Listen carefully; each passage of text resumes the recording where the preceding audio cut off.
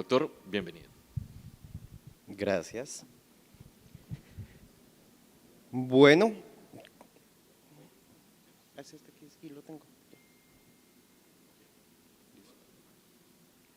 bueno, vamos a hablar un poco de la ansiedad en la mañana de hoy, rápidamente, sobre todo para que tengan estrategias de cómo identificarlo y cómo manejar la ansiedad. Esta va a ser la agenda de hoy y quiero empezar con una pregunta. ¿Sé qué hacer si sospecho que un paciente tiene ansiedad? ¿Qué hago? ¿Investigo? ¿Lo dejo quieto? ¿Me hago el loco como que no es conmigo? Y si la logro identificar, sé cómo manejarla. La idea, yo sé que aquí todos ustedes son médicos, no psiquiatras, es que puedan tener una herramienta para identificar la ansiedad, si la sospechan en un paciente, y para que puedan empezar un manejo, porque son las dos cosas que yo les quiero dejar. Hay que identificarla y hay que empezar un manejo. Un poco de epidemiología, la ansiedad es uno de los trastornos más importantes en la salud pública, es una causa grande de discapacidad, está dentro de las 25 causas más importantes de carga mental antes de la pandemia. A través del tiempo, la prevalencia estaba más o menos entre el 6 al 18 y con el tiempo no iba cambiando antes de la pandemia. Y sobre todo, para dejar en claro, afecta más a mujeres, a jóvenes y a personas que tengan patologías, 2 o más patologías crónicas. Esto hace que aumente mucho la prevalencia de la ansiedad en los pacientes. También la prevalencia va cambiando dependiendo de las regiones y para Latinoamérica, este es el informe de la Organización Mundial de la Salud para el 2018, la ansiedad estaba como la segunda causa de años perdidos por discapacidad, siendo depresión la primera causa y por lo general van de la mano. Entonces hay que tenerla en cuenta. Este es el estudio de salud mental de Colombia del 2015, donde a través de la vida cualquier trastorno de ansiedad estaba más o menos en el 4% y en el último año estaba más o menos cerca del 2%. Lo mismo más en jóvenes que en personas mayores y más si presentan 2 o más patologías. Aquí el estudio de salud mental lo presenta con 3 o más, llegando los trastornos de ansiedad a estar cerca del 40%. Entonces, está presente en los pacientes que tienen patología crónica. Y todo esto hasta que llegó pandemia. Yo sé que todos ustedes escucharon que en la pandemia la OMS sacó un informe grandísimo que la ansiedad había aumentado y los trastornos mentales habían aumentado un 25% en toda la población. Este es el estudio donde saca la OMS esa conclusión, es un estudio que hacen de carga de enfermedad mental en 204 países y ven cómo va aumentando del 35, del 30 al 25, lo dejan en promedio el 25%. Van en regiones, sobre todo en Latinoamérica, la ansiedad en pandemia aumentó del 35 al 40%, siendo más en Latinoamérica que en Centroamérica. Nosotros no tenemos estadísticas, pero en Estados Unidos, que son muy juiciosos en llevar estadísticas, fueron llevando las estadísticas de la ansiedad en pandemia.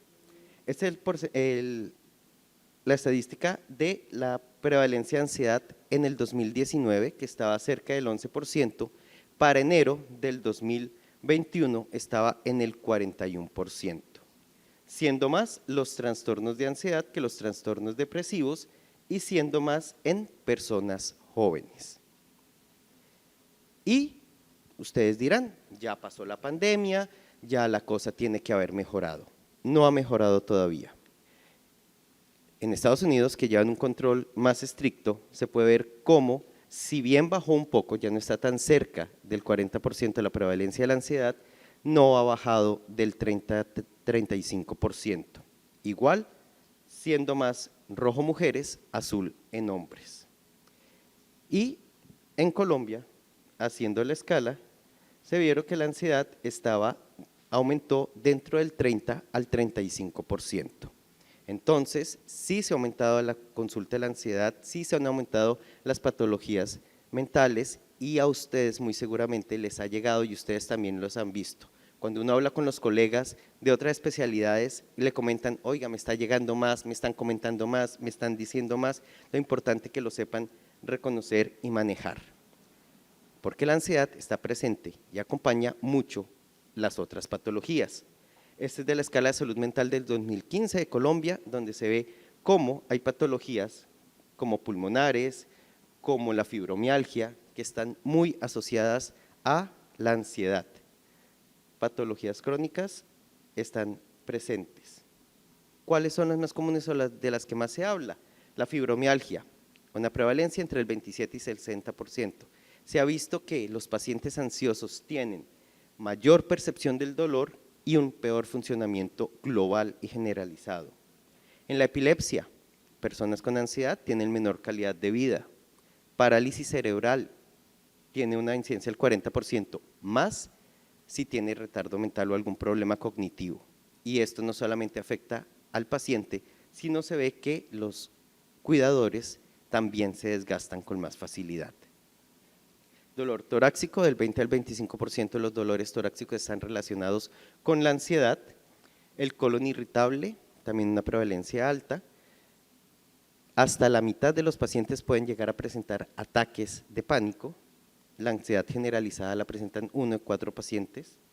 La diabetes mellitus, 40%, o sea, casi uno también de cada 2 pacientes con diabetes puede tener ansiedad. ¿Y en qué se ve reflejado? Peor control del azúcar y una mala adherencia a la medicación. Tanto que en el sitio donde yo trabajo, muchas veces los pacientes que no son adherentes o que están muy difíciles de controlar, me los terminan mandando para ver si hay algo emocional que nos está interfiriendo con el tratamiento. Pero bueno, ¿qué es la ansiedad?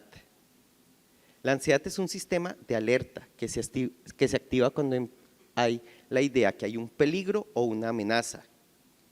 Se puede asociar a diferentes estímulos, en general deberían ser externos, pero también pueden ser estímulos internos, y genera la activación del organismo. La clásica respuesta, que si ustedes recuerdan, es la de pelea o huida. Y los pacientes a mí me dicen, doctor, es que la ansiedad no debería existir. Yo les digo, vea, si no existiera la ansiedad, ninguna especie viviría, porque es necesaria para el funcionamiento del día a día. ¿Cuándo se habla que la ansiedad se vuelve un trastorno? Cuando afecta el funcionamiento de la persona, cuando hay un desajuste en tiempo, intensidad o la frecuencia de los síntomas. Y la ansiedad tiene muchos nombres. Yo le pregunto a mis pacientes, ¿usted tiene ansiedad? No, doctor, yo no tengo ansiedad. ¿Y está estresado? Uy, doctor, yo estresadísimo, preocupadísimo. Entonces hay que tener en cuenta que no todo el mundo entiende qué es ansiedad. Tiene muchos nombres y a veces hay que preguntarlos o cuando el paciente los nombra, saber que está refiriéndose a la ansiedad. Miedo, temor, nerviosismo, angustia, zozobra, agobio, estrés, intranquilidad, sensación de que algo malo va a pasar, ganas de huir o pánico. Muchas veces los pacientes ni siquiera sienten el estrés, pues uno le pregunta, ¿usted siente que algo malo va a pasar? Así no esté pasando nada, y dice, uy, sí, doctor, es como un pálpito, es una sensación, es una preocupación. Bueno, ahí hay síntomas de ansiedad. La clasificación, los trastornos de ansiedad son muy variables, no vamos a hablar de eso, digamos que no necesitamos que ustedes diagnostiquen todos los trastornos de ansiedad, pero sí que sepan que los pacientes pueden presentar ansiedad y que la identifiquen. ¿Cuáles son los síntomas relacionados de la ansiedad? Hay dominios físicos, psicológicos y conductuales. Los físicos son los que más que todo uno ve cuando hay un ataque de pánico, pero están presentes así no estén en ataque de pánico. Muchas veces los pacientes pueden llegar por tensión muscular, por sensación de tener un nudo en la garganta, por palpitaciones, por calor, por sudoración, por temblor, y uno puede investigar si hay más síntomas y cómo está la parte emocional. Aquí tenemos el listado, muchos de ustedes lo conocen, los más comunes son los que les acabo de decir: palpitaciones, sensación de que no entra el aire, boca seca, sensaciones gastrointestinales o las famosas mariposas en el estómago, tensión muscular, cansancio. Acuérdense que los pacientes estresados van a estar tensos todo momento y eso cansa. Síntomas psicológicos, pues lo más común que uno espera es que haya miedo, temor, pero puede haber irritabilidad.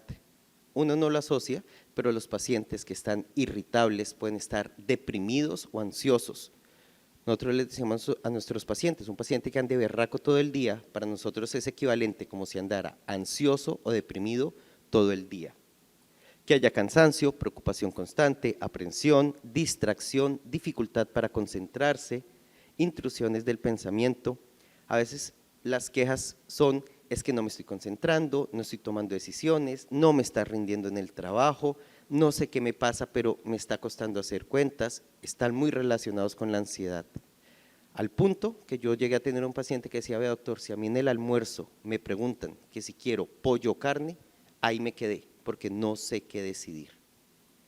Pueden haber pensamientos y sueños recurrentes, en especial pesadillas. Las pesadillas están relacionadas con la ansiedad, amnesia o problemas de memoria que no se acuerdan de algunos lapsus de tiempo y preocupación por eventos futuros, sean reales o imaginarios. Y en la parte conductual, pues es un paciente que puede estar hiperactivo, que es no quedarse quieto, no se puede quedar sentado, no puede dejar las manos quietas, hipervigilancia. Como dicen los pacientes la hipervigilancia, dicen, vean doctor, yo estoy quieto y pasa alguien y yo ya brinco. Eso es estar hipervigilante. Una habla apresurada, conductas ritualistas, que es que tienen que seguir una secuencia para que no se les afecte la parte anímica, bueno, los sobresaltos, rigidez en el habla es que se vuelven monotemáticos, entonces si la queja es que va a pasar algo el otro mes, es que el otro mes y se quedan en el tema del otro mes, descalificación de lo positivo, pensamiento absolutista, de todo nada, es que todo va a salir mal, nada va a funcionar, eso no va a salir el trabajo, es de todo o nada, blanco o negro. Y anticipación de los hechos, sobre todo de manera negativa. Muy bien, pero ¿cómo identificamos la ansiedad? Obviamente hay que hacer la historia, una buena historia clínica, hablar con los familiares, ver cómo es el funcionamiento previo del paciente. Muchas veces uno le puede preguntar al paciente cómo es su forma de ser y ellos mismos dicen, es que yo tengo una personalidad ansiosa o yo toda la vida he sido como ansiosito, doctor. Evaluar los estresores, porque muchas veces no preguntamos otras cosas de la vida del paciente. Uno le puede decir, le llega a uno el paciente remitido a otra especialidad, es que yo tengo esto, y su vida, y se quedan en la enfermedad y dice, pero cuénteme su vida. Ah, sí, es que también me dejó mi marido en junio del año pasado y no lo puedo superar. Entonces hay que evaluar estresores y para ustedes que son médicos no psiquiatras, una gran ayuda son las escalas. Digamos que nosotros en la entrevista podemos evaluar muchas cosas de la parte emocional, pero a los médicos no psiquiatras a veces no les queda tan fácil y las escalas son una gran herramienta. Yo les decía, por ejemplo, ahorita en la parte donde yo trabajo con el internista, con el diabetólogo, que yo vi que les costaba un poquito la parte de identificar las emociones, se trabajaron con escalas en pacientes diabéticos y a mí el paciente ya me llegaba, me decía, yo le digo, bueno, ¿por qué lo envían? No, es que a mí me mandó el internista porque me hicieron una escala y me salió punteando tanto. Yo digo, listo, tiene ansiedad, tiene depresión. Entonces es una gran ayuda. ¿Cuál es la mejor escala? La que ustedes conozcan y manejen. No hay una mejor que otra, no es que hay una que sea la que sí nos va a decir la verdad. Lo importante es que ustedes la puedan manejar. Si ya tienen alguna escala que conozcan, la dominan, la manejen, perfecto. Si no conocen una, yo aquí les voy a dar una opción de una escala que es muy corta, muy práctica y muy útil en consulta, porque sobre todo en consulta no tenemos mucho tiempo para hablar a veces con el paciente y para profundizar en las cosas. Y aquí entra el cuestionario breve de ansiedad generalizada, que es el GAT-7. Es una escala para medir la ansiedad, tiene buenas propiedades psicométricas, de formato de respuesta de 0 a 3 puntos, valora en los últimos 15 días al paciente, la duración es de 3 minutos, máximo 5, es de autollenado, pero uno si quiere y si tiene el tiempo, la puede llenar con el paciente y es muy útil en la atención primaria y en la consulta clínica. Los pacientes tienden a ser más sinceros con las escalas que cuando uno le pregunta directamente. Como que en la escala nadie lo está viendo, no se sienten evaluados y tienden a botar más información. Entonces, por eso a veces uno puede preguntar cosas y no les está dando y le da una escala y le da un puntaje un poquito más alto. La sensibilidad está hecha para ansiedad generalizada del 89%, especificidad del 82%, pero es útil en todas las patologías ansiosas. Simplemente para identificar ansiedad es muy útil, tanto que hay una escala un poco más reducida que es más corta, es menos específica, pero también muy rápida, con 2 preguntas se identifica ansiedad. Pero con que manejen esta, está perfecto. ¿Y cómo es? Es una escala así de sencilla, que uno le dice al paciente, bueno, en los últimos 14 días, ¿cuál de las siguientes molestias le está generando un problema? ¿Se ha sentido nervioso, ansioso o con los nervios de punta? No es una expresión los nervios de punta tanto en nosotros, pero la idea de estar nervioso o ansioso sí la entienden. Ser incapaz de dejar de preocuparse o controlar la preocupación. ¿Qué es eso? Muy seguramente si alguno de ustedes tiene que llegar a pagar una deuda la semana entrante cuando lleguemos a Colombia y la tiene ahorita en la cabeza y dice, yo tengo que pagar antes de que se acabe el mes tal servicio porque si no me lo cortan. Pero puede decir, pero bueno, estoy aquí en Cancún, estoy en la charla, voy a despreocuparme por el momento, voy a pensar en eso. O antes de acostarse uno puede decir, listo, tengo la deuda pendiente, pero ya, es hora de dormir, media vuelta y se duerme. Eso es poder controlar la preocupación o la ansiedad.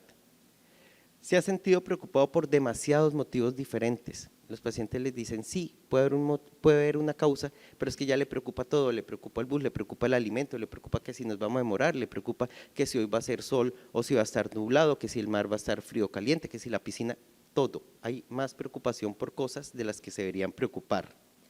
Ha tenido dificultad para relajarse, y relajarse es en mucho sentido. Relajarse emocionalmente, pero aquí más que todo hacen a la parte muscular, que se sienta tenso, que no pueda dormir, que le cueste trabajo tener la sensación de bienestar y de paz. Se ha sentido intranquilo, que no ha podido quedarse quieto. Otras escalas dicen que no puede mantener sentado o mantener las manos quietas, pero es exactamente lo mismo, es la misma inquietud motora que puede estar relacionado con la ansiedad. Se ha sentido molesto o irritado fácilmente, o ha tenido miedo de que algo terrible vaya a pasar. Las primeras y la última, las 3 primeras y la última son de la esfera cognitiva, la 4, 5 y 6 son de la esfera física. Entonces trata de evaluar todos los aspectos de la ansiedad. Y es muy fácil, porque va de 5 en 5. Entonces uno la pone en la escala, uno suma y ve que si está de 0 a 4, no hay ansiedad. Si está de 5 a 9 es ansiedad leve, de 10 a 14 moderada y mayor de 15 ansiedad grave. Entonces uno no se tiene que aprender números raros, que si 7, 8, 21, nada, 5, 10 y 15, entonces muy práctica también para interpretarla. Y uno le explica al paciente, mire, arriba de 10, arriba de 15, arriba de 5. Entonces, tenemos una herramienta para evaluar la ansiedad. Y esta frase a mí me gusta mucho. La ansiedad es una emoción displacentera que genera sufrimiento. En ningún lado está escrito, pero si en alguno de los puntos de la escala puntúa 3, que es la mayor parte de los días, hay un sufrimiento significativo. Es muy raro que si puntúa 3 vaya a dar menos de 5, pero uno ya sabe que si alguna puntúa 3 hay un sufrimiento significativo. El paciente le está generando malestar, no le está pasando bien y tenemos que ayudarlos. Tenemos que hacer cosas para que nuestro paciente mejore la calidad de vida, porque aquí no vamos a curar, no vamos a solucionar el problema, no le vamos a dar la respuesta a los enredos que tiene el paciente, pero sí podemos mejorarles un poco la calidad de vida. ¿Esto qué quiere decir? Que hay que hacer un tratamiento. Yo les digo, si identifican algo de psiquiatría, algo emocional, algo depresivo, algo ansioso, empiecen un manejo. Nosotros los psiquiatras todavía somos el coco. Más de la mitad de los pacientes que ustedes envían no van a llegar a psiquiatría. Y ustedes lo ven en el control. ¿Fue a psiquiatría? No. ¿Fue a psiquiatría? No. Entonces, muchas veces, con lo que ustedes inicien, es con lo que se va a quedar el paciente. Y curiosamente, cuando el paciente empieza a mejorar, es que ahí se decide ir al psiquiatra, porque ya se convence que si hay algo emocional, que no es terrible, que no es grave, y a nosotros nos llegan después de mucho tiempo de que otras especialidades han identificado síntomas emocionales. ¿Qué tipo de tratamiento hay? Pues farmacológico y no farmacológico. Dentro del no farmacológico hay una amplia gama de actividades y oportunidades para trabajar. Todo lo que sea libros autoayuda, todo lo que sea que el paciente puede manejar funciona. La psicoterapia, que ya es algo más de trabajo con psicología, psiquiatría, ya es algo más especializado, pero uno le puede enseñar al paciente y le puede recomendar cosas tan sencillas como aprender a respirar. La respiración abdominal, ni siquiera la tienen que saber ustedes. Ve un paciente ansioso y le dice, oiga, busca en YouTube, hay estrategias, aprenda a respirar, haga pausas activas en el día. Yo les digo que son pausas activas mentales para poder tener un respiro y poder manejar la ansiedad. Todo lo que es ejercicio funciona, yoga, desde que le guste el paciente. Si la ansiedad les está mortificando mucho, el uso del frío puede ser tome agua bien fría si siente que está ansioso, lavado de manos, lavado de cara con agua bien fría, que si bien no les va a quitar la ansiedad, les ayuda a mejorar un poquito la parte de los síntomas, y la relajación muscular progresiva. Aquí ustedes no van a mandar inicialmente a que escuchen pajaritos o la fuente o el paisaje. Muchos de los pacientes les cuesta al comienzo, pero por ejemplo la relajación muscular progresiva es una relajación que es de apretar y soltar grupos musculares, es dirigida y ayuda mucho al paciente a que se pueda relajar y desconectarse un poco de los pensamientos y de lo que tiene el paciente. Y tenemos el tratamiento farmacológico. Es un tratamiento complejo, no porque sea muy difícil, sino porque es complejo, siendo que debería ser personalizado, debería ser según el paciente, según las patologías, según el diagnóstico que se tiene. Hay tratamientos a corto y a largo plazo.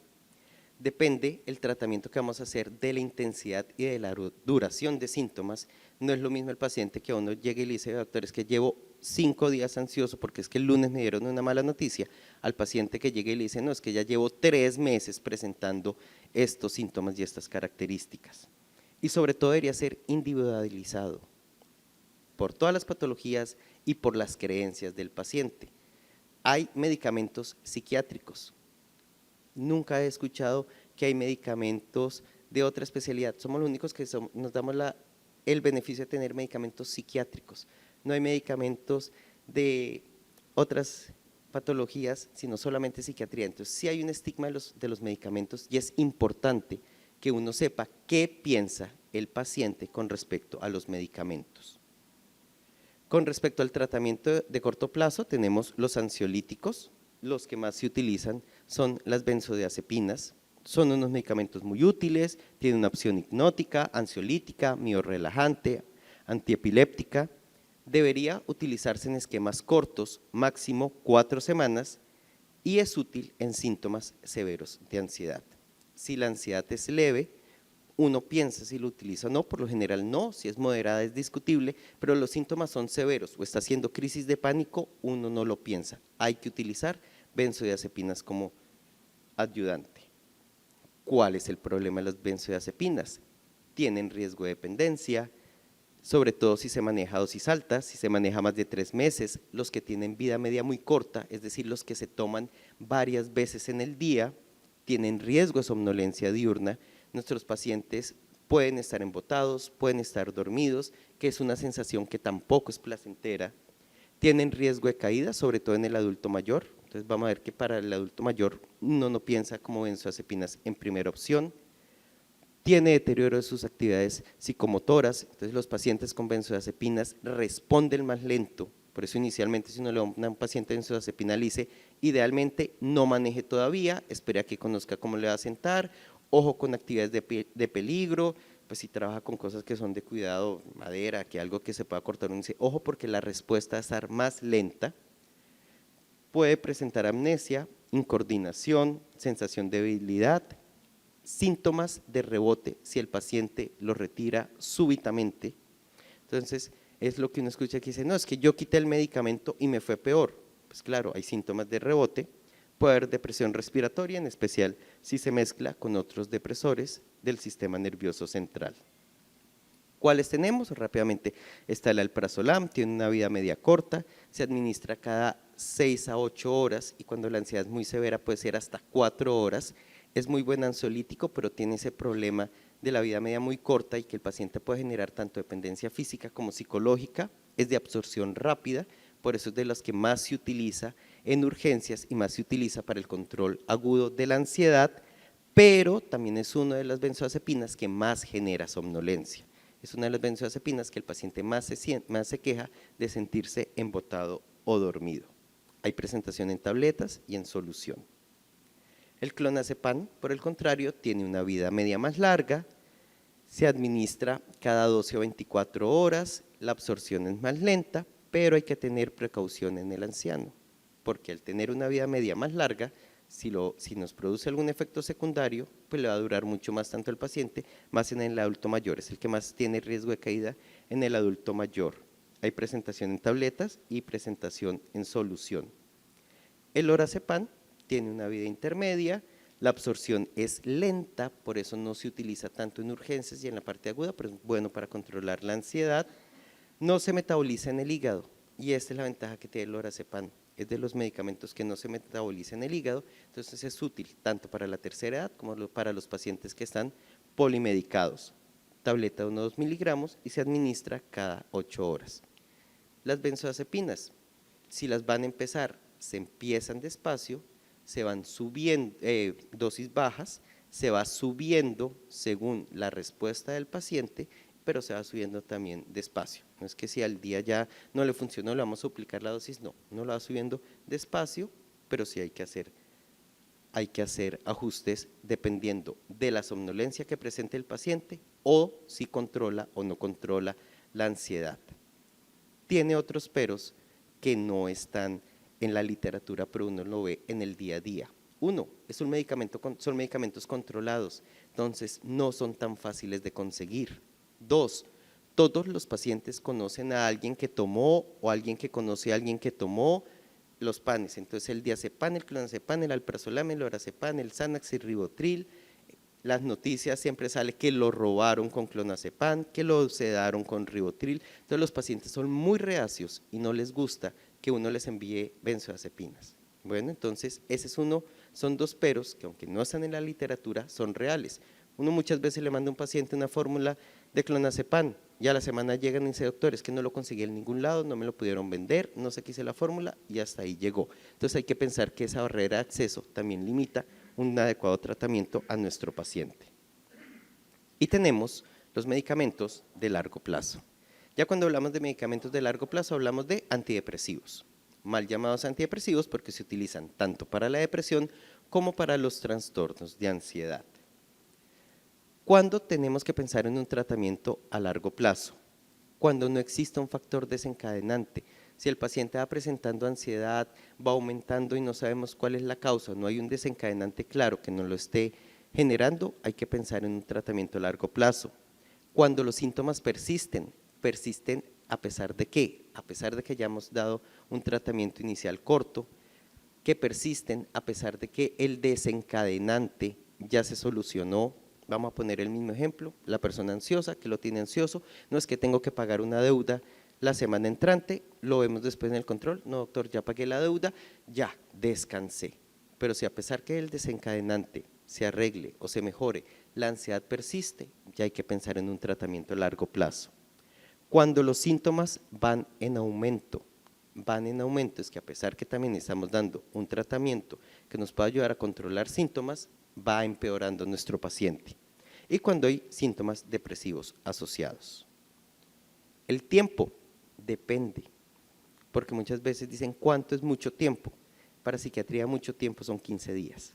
Ya después de unos 15 días de ansiedad, ya uno puede empezar sin una causa clara o si a pesar de que persista la causa, 15, 20 días, persisten los síntomas ansiosos, la persona no se ha adaptado, uno ya puede empezar a pensar en el uso de antidepresivos.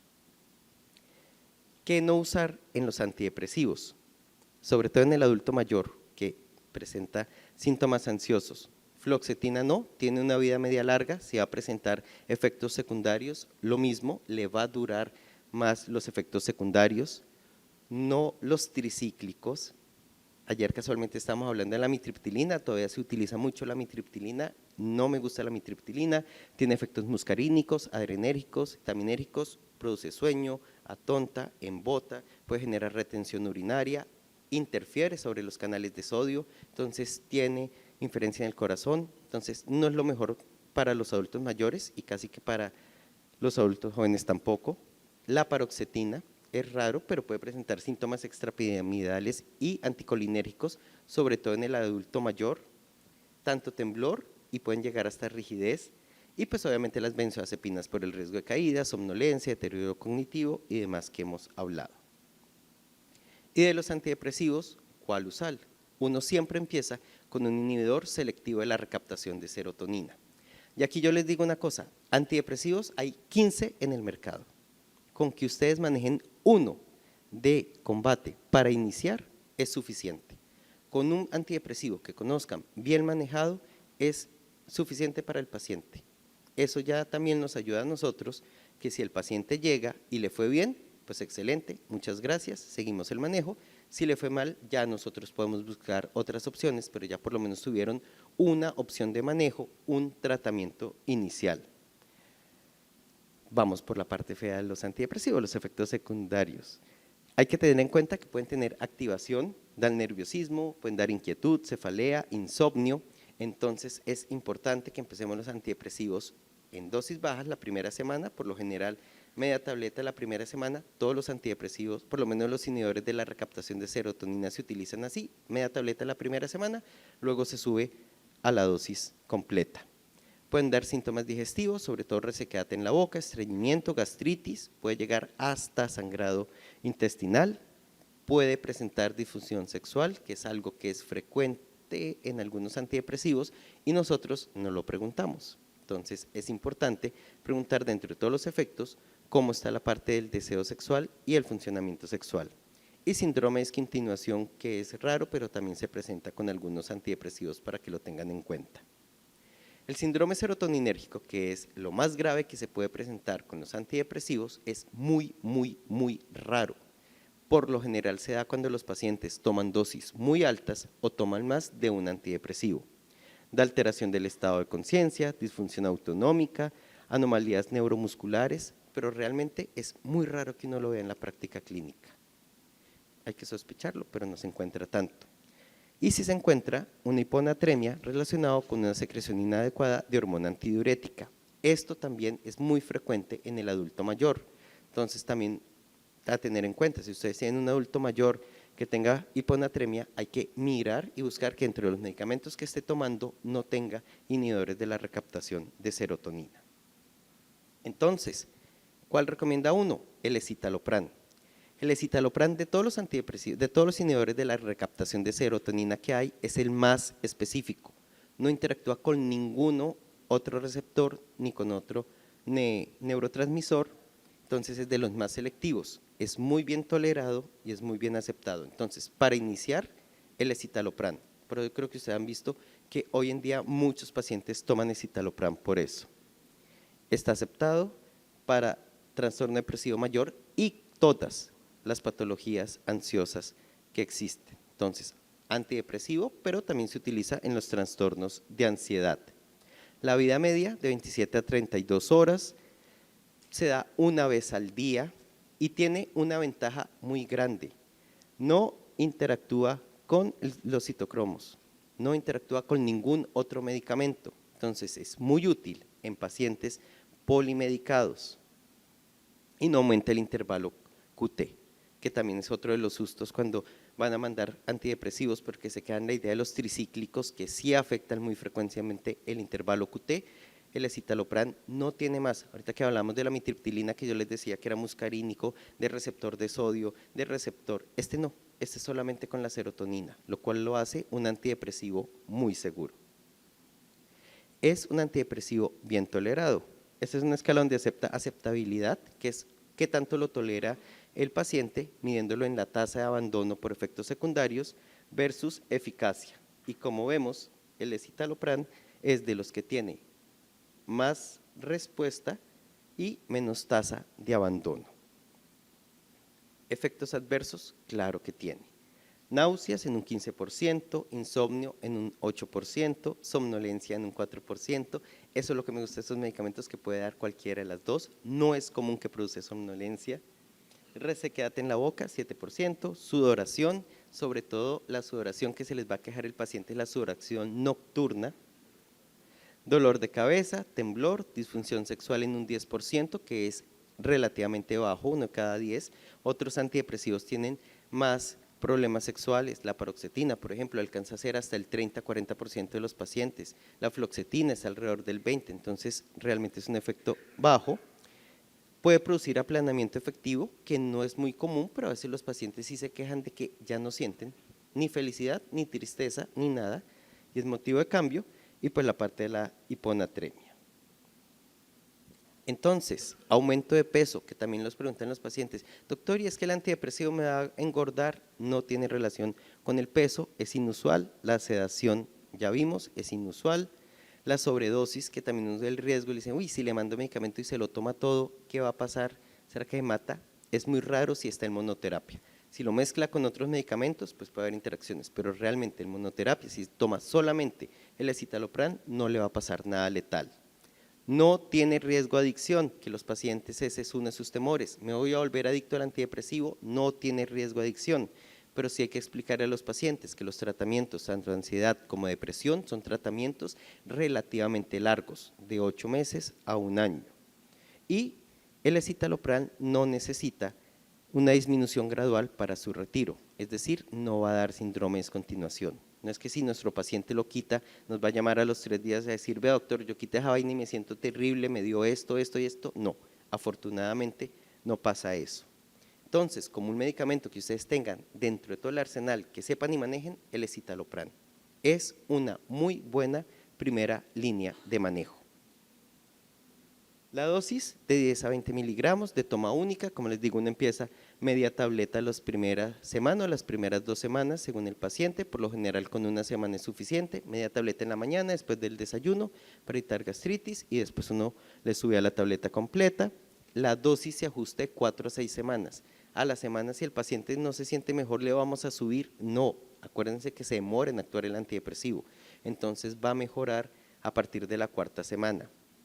Por eso hay tratamientos combinados, por eso uno combina un antidepresivo con un ansiolítico, porque las primeras semanas no son tan fáciles para el paciente si los dejamos solamente con el antidepresivo.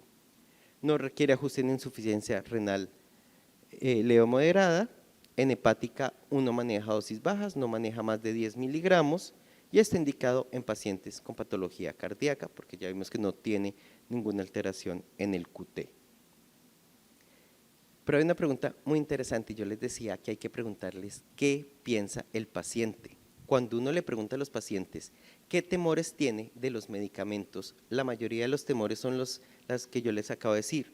Doctor, yo no quiero que me duerma, yo no quiero que me vuelva adicto, yo no quiero estar como un tonto, yo no quiero estar pegado a eso a toda la vida, yo no me quiero que me dé efectos secundarios, que me ponga mal, que me deje babeando en ninguna parte. Eso está estandarizado, esto es una escala en Europa donde le preguntan a los pacientes que qué busca el medicamento y es exactamente que no sea adictivo, que sea bien tolerado, que no se sienta cansado dormido en el día, que sea confiable, que no haya tolerancia o que requiera aumento de dosis, que sea a base de hierbas. A los pacientes les encantan las cosas naturales, que no tenga interacciones, que su efecto sea rápido y que sea fuerte es más poquito. Pero los pacientes, por el contrario, uno le dice, pero mándeme algo suavecito. Uno puede decir cualquier medicamento.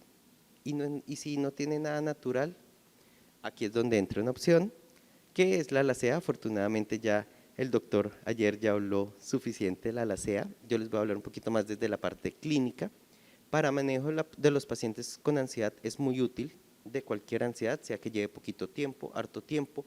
Si hay que combinarlo con los antidepresivos, no hay ningún problema. Pues ya saben, es un fitomedicamento, aceite de lavanda, cómo funciona un poco, cómo se utiliza. Uno empieza con los pacientes con una cápsula al día, preferiblemente con las comidas, porque el efecto secundario más común es el eructo con sabor a lavanda. Los pacientes a mí me han dicho muchas cosas, la mayoría es que me dicen que eructan con sabor a Zampic, pero me han dicho cosas. No, y es así, pero me han dicho cosas como de, vea doctor, es que eructo carne a las finas hierbas, o la mejor una paciente que me dice, vea doctor, me siento princesa de Disney porque eructo y boto flores. No es tan complicado ese efecto secundario y realmente es muy raro que al paciente le moleste al punto de que lo tenga que retirar. No masticar porque es aceite, adentro hay aceite, y no acostarse inmediatamente. Una recomendación cuando los pacientes les da, por ejemplo, mucho eructo con sabor a lavanda, congele las pastas. Las pastas cuando están congeladas son mejor toleradas y disminuye mucho ese efecto secundario, y que sea con comidas. Estudios, creo que el doctor ayer habló un poco más de esto, es disminución en la ansiedad en comparación con placebo, tiene eficacia, arriba el placebo, abajo la alacea. La efectividad empieza a ser a partir de los 10 días o 2 semanas. Mejor, listo. De los 10 días o las 2 semanas, tampoco es que aumente, funcione inmediatamente, pero yo les digo en mi experiencia, los pacientes a partir del 5.º día ya empiezan a sentir alguito de mejoría de síntomas indirectos de la ansiedad. Hay un estudio que está comparado con lorazepam en dosis muy bajitas, dosis de 0,5, que es lo que se utilizaría como para una ansiedad leve, y han visto que puede ser comparable a dosis bajitas de lorazepam. Entonces, sí hay un efecto ansiolítico, aquí no estamos hablando, yo le digo a mis pacientes, ve, aquí no estamos hablando de magia ni de cosas especiales, sí hay una respuesta y un por qué debe tener una respuesta que se evidencia en estudios. Mejora los síntomas en todas las clases de ansiedad. Van a ver que si ustedes les comentan un poco, van a decir que es para ansiedad leve a moderada, que es como idealmente donde uno lo puede utilizar, pero uno lo puede utilizar también cuando la ansiedad es severa. Si el paciente no quiere iniciar benzodiazepinas, o si uno quiere muchas veces manejarles dosis bajitas de benzodiazepinas, también se puede utilizar con la ansiedad severa, que es lo llamativo, que entre más sean los síntomas, más es la respuesta que tiene el paciente. Funciona más en pacientes que tienen síntomas severos que a veces síntomas leves. Y uno piensa que por ser un fitomedicamento, que es de lavanda, que no va a funcionar. No, sí funciona en todos los tipos de ansiedad. Y mejora la calidad del sueño. No es un hipnótico, no produce sueño, no altera el funcionamiento en el día. Hay estudios que hay en comparación con benzodiazepinas en lo de la respuesta. Hay estudios para manejar donde ven que el paciente ni se le produce somnolencia, ni le aumenta el tiempo de parpadeo al manejar, ni la respuesta y la reacción frente a los estímulos súbitos. No produce sueño, pero sí mejora la calidad del sueño. Un paciente que esté más tranquilo duerme mejor. Es un principio básico. Estos son los síntomas que los pacientes empiezan a sentir más rápido.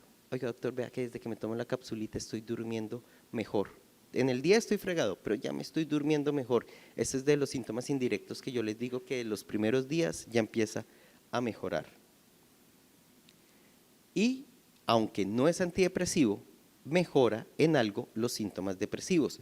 La escala de Hamilton, que es una escala muy grande que tiene 10 puntos, uno de los puntos está relacionado con los síntomas depresivos, y esta escala mirará diferentes metaanálisis, hicieron el análisis solamente de ese punto y vieron que los pacientes que tomaban la SEA en comparación a los pacientes de placebo tenían disminución de el punto solamente relacionado con depresión. Entonces, no hay una ansiedad pura, no hay una depresión pura, siempre hay síntomas mezclados. También nos va a ayudar a mejorar un poco los síntomas depresivos del paciente, cosa que no hace, por ejemplo, las benzodiazepinas. Las benzodiazepinas solamente disminuyen los síntomas relacionados con la ansiedad.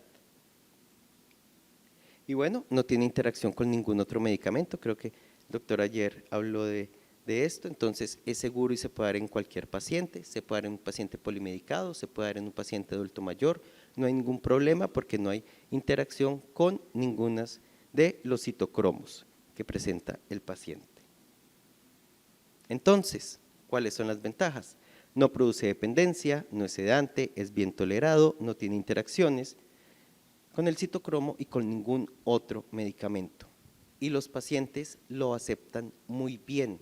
Cuando uno habla de medicamentos y uno dice, mira, te tengo que medicar, no le dice, doctor, yo no quiero medicamentos. Ni siquiera me han dejado hablar y ya dicen, yo no quiero medicamentos. Yo le digo, bueno, y si te mando algo natural, algo de lavanda, bueno, no, doctor, eso sí.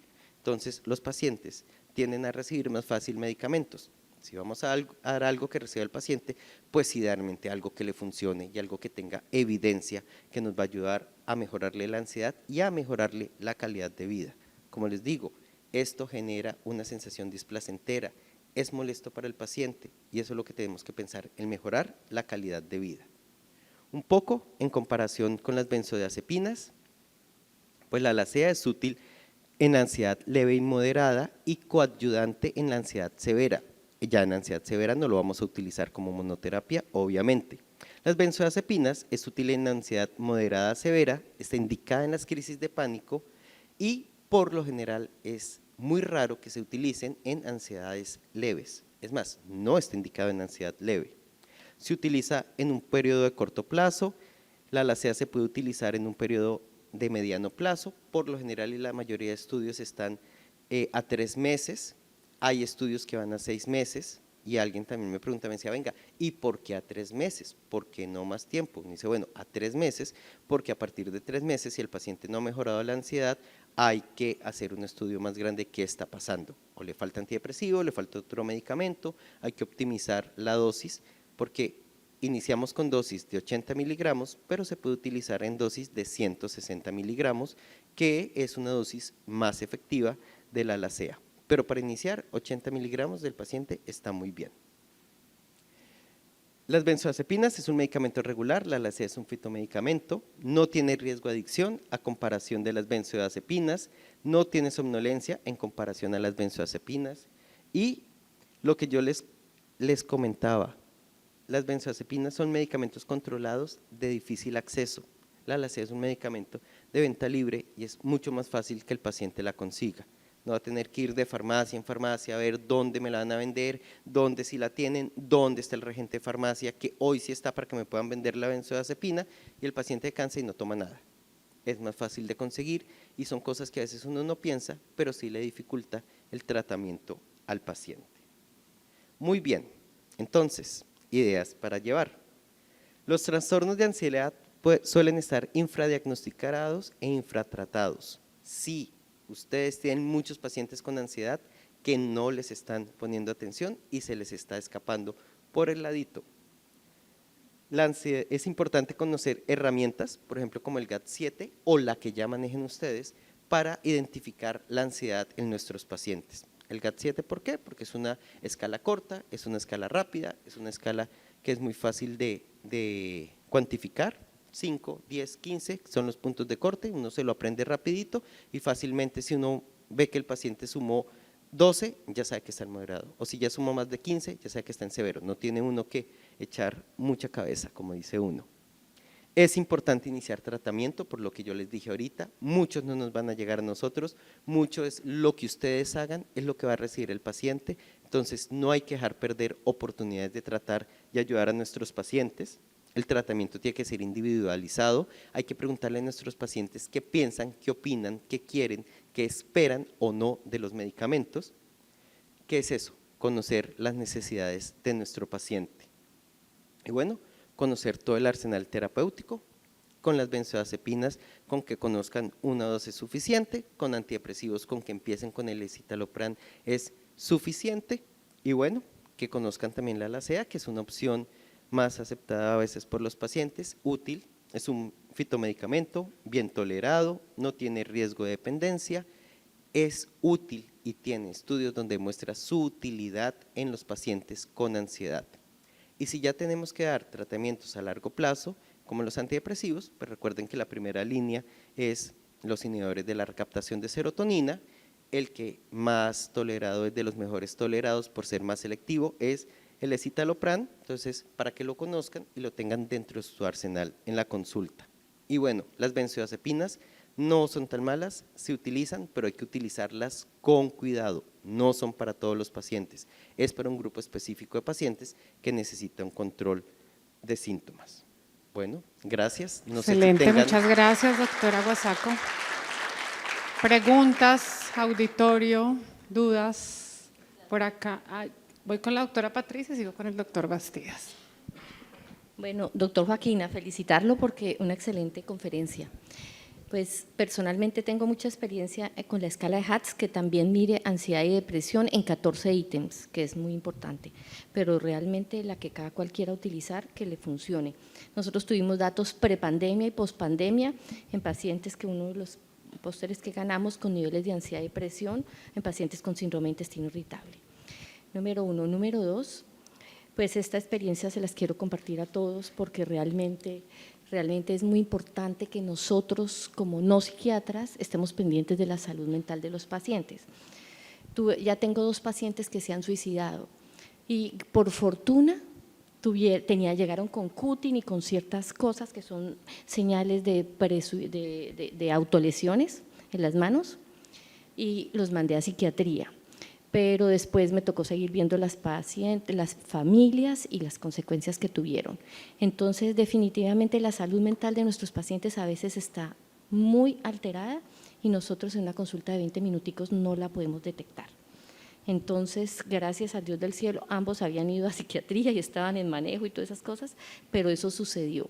Entonces, para que tengamos en cuenta de que así nos vayan a consultar por un síndrome de intestino irritable, por diarrea, por estreñimiento, por dolor abdominal, por todas esas cosas, toca siempre ver la integralidad del paciente, porque nosotros no podemos ver qué es lo que tiene en su mente y qué realmente es lo que le está sucediendo. Muchas gracias. Gracias, doctora. Un pequeño comentario, es verdad, 20 minutos de consulta es muy poco para evaluar al paciente, pero yo decía que es importante sospecharlo, sino de que es un paciente que está inquieto, que no lo siente ansioso, que no lo siente nervioso. Yo les digo, vea, pásenle la escala, es de autollenado, y mientras la va llenando el paciente, uno muy bien puede llenar en el computador antecedentes y cuando ya la conteste, uno ganó tiempo y algo se hace. Son 3 minuticos, 5 minuticos más, pero si le da uno una guía para evaluar al paciente integral. Es verdad, hay que tenerlo en cuenta y hay que gastarle un poquito de la salud mental en esos 20 minutos. Gracias por el comentario. En el chat de Megaminds ya tienen la escala GAT-7 para que la puedan compartir con sus pacientes. Primero la llenamos nosotros, cómo nos va, y después la compartimos de acuerdo a lo que nos contó el doctor Aguasaco. Doctor Bastidas. Gracias, doctor Joaquín. Una pregunta muy puntual, experiencia en adolescentes y preadolescentes. Resulta que usted lo mencionaba muy bien y si para un paciente adulto el hecho de consultar a psiquiatría ya es un coco, como lo decíamos, ahora para decirle a una mamá, te remito al psiquiatra de adolescentes es bien complicado, pero sí creen mucho en la intervención que puede hacer el pediatra en cuidado primario, entonces esa es la pregunta puntual. Es muy buena pregunta, no lo nombré, no di el rango de edades, está avalado desde los 14 años, 12 años, desde los 12 años hasta los 150 años, eso ahí de ahí en adelante no hay problema. Entonces sí se utiliza en adolescentes, yo veo ocasionalmente adolescentes, no es mi consulta regular, pero ya a partir de los 15 años como psiquiatra de adultos yo empiezo a ver adolescentes y es verdad, la familia los tolera muy bien y a los pelados les va muy bien, porque los pelados los síntomas ansiosos y depresivos no son tan marcados como en un adulto, tienen un espectro que no alcanza a ser un trastorno, pero sí les mortifica la vida y les mejora mucho la calidad de vida.